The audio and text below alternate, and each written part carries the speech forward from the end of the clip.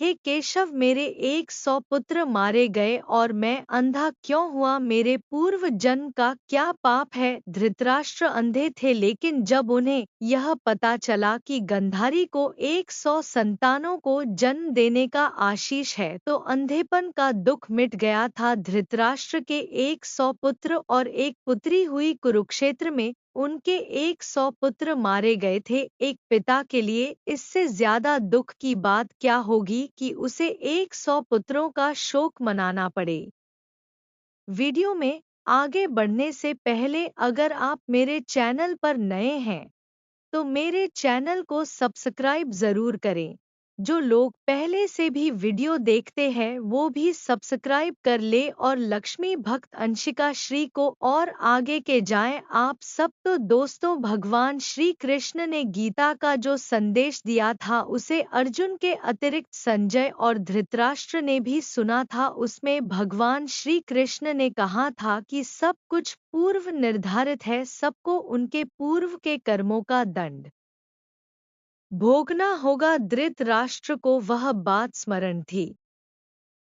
दुर्योधन और दुशासन मुख्य रूप से पांडवों और द्रौपदी के दोषी थे। उनके मारे जाने को तो धृतराष्ट्र कर्म दंड से जोड़ रहे थे, पर शेष पुत्रों की तो कोई भूमिका नहीं थी। वे क्यों मारे गए, यह प्रश्न धृतराष्ट्र को बहुत परेशान करता था। धृतराष्ट्र ने भगवान श्री कृष्ण से पूछा, मैं अंधा पैदा हुआ, मेरे 100 पुत्र मारे गए, भगवान मैंने ऐसा कौन सा पाप किया है जिसका यह दंड मुझे मिल रहा है? आपने अर्जुन से कहा था कि जो हो रहा है वह कर्मों का दंड है। मेरे अंधे होने और 100 पुत्रों के मारे जाने के पीछे क्या कारण है? कृपा करके मुझे यह बताएं। अपने पुत्रों को खोने की पीड़ा से उभरने में यह काम आएगा। भगवान श्री कृष्ण ने कहा, महाराज धृतराष्ट्र, आपने उचित ही सुना था, कर्मों का दंड भोगना नहीं पड़ता है, उससे कोई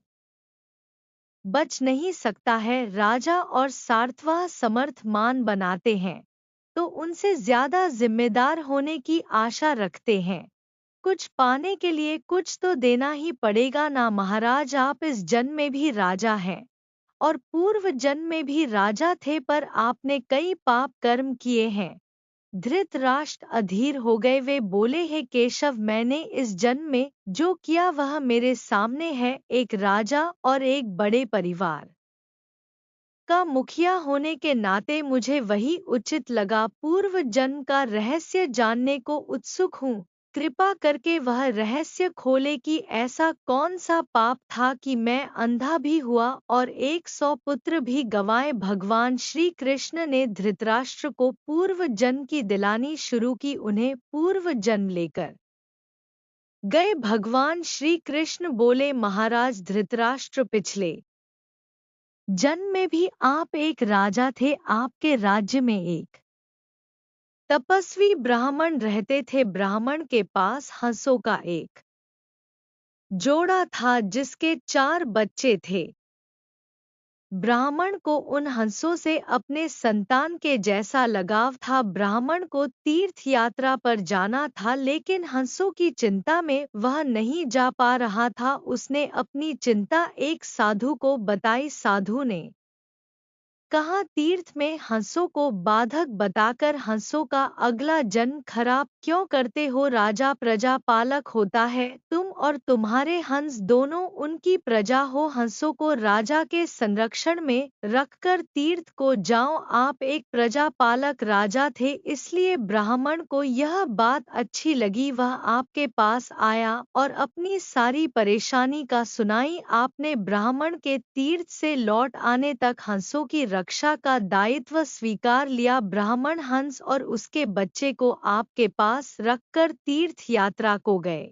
हंस आपके महल के तालाब में ही पलने लगे। आपको एक दिन मांस खाने की तीव्र इच्छा हुई। आप उस समय अपने महल के बाग में घूम रहे थे। आपकी नज़र हंसों पर गई। आपने सभी जीवों का मांस खाया है, पर हंस का मांस आज तक नहीं खाया। इसका स्वाद आखिर कैसा होता होगा? आप इसी विषय पर सोचते रहे और हंस का मांस खाने की इच्छा तीव्र होती चली गई। यह इच्छा अब पराकाष्ठा पर पहुंच गई और आप खुद को रोक ना पाए। आपने हंस के 2 बच्चे भून कर खा लिए। उसका स्वाद आपकी जीवा को लग गई। हंस के एक एक करके 100 बच्चे हुए। आप सबको खाते चले गए। अंततः हंस संतानहीन होकर दुख में मर गया। कई साल बाद वह ब्राह्मण तीर्थ यात्रा से लौटा और आपके पास आया। उसने आपसे अपने हंसों के बारे में पूछा। हंस तो आपके लालच की बलि चढ़ चुके थे। प्रजा पालक राजा यह कैसे कहता कि उसने अपने प्रजा की संपत्ति को चुपके से लूट ली? इसलिए आपने ब्राह्मण से कह दिया कि हंस बीमार होकर मर गए। ब्राह्मण आप पर पूरा भरोसा करता था। उसने आपकी बात मान ली और विलाप करते घर चले गए। महाराज धृतराष्ट्र, आपने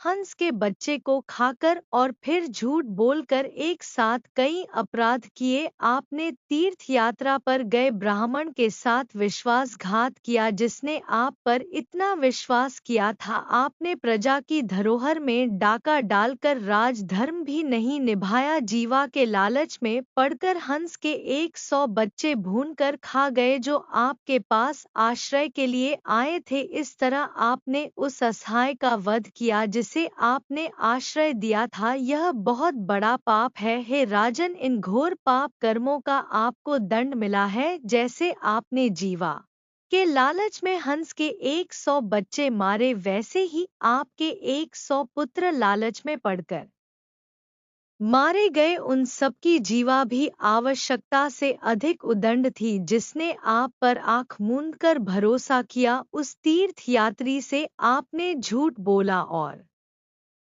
राजधर्म का पालन नहीं किया। कोई आंख मूंद कर विश्वास करे तो उसका विश्वास कभी नहीं तोड़ना चाहिए। इसी विश्वासघात के कारण आप अंधे और राजकाज में विफल व्यक्ति हो गए। भगवान श्री कृष्ण ने कहा, सबसे बड़ा छल होता है विश्वासघात। आप उसी का फल भोग रहे हैं। वीडियो अच्छी लगी हो तो लाइक, शेयर और ऐसे ही वीडियो को देखने के लिए हमारे चैनल लक्ष्मी भक्त अंशिका श्री को सब्सक्राइब जरूर करें और बेल आइकन को प्रेस करना न भूलें। धन्यवाद।